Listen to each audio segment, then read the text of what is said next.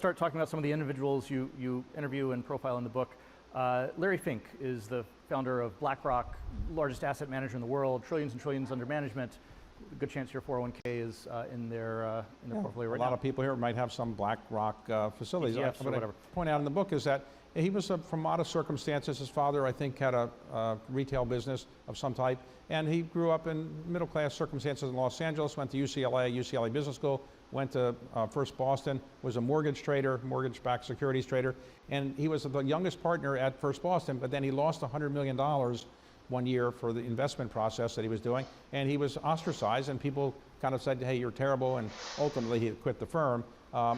He then built the biggest money management firm in the world. So you might say he's the most influential investor in the world. BlackRock now manages more than $10 trillion. And so he has an incredible impact on the investment world, and pretty impressive in person.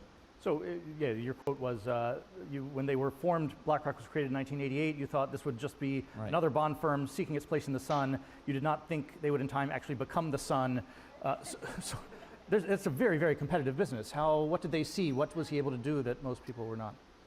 Well, the bond business is one where it's a very small margin business. Basically, they built a platform that was pretty good in research. They had returns that were probably good, but not necessarily much better than others.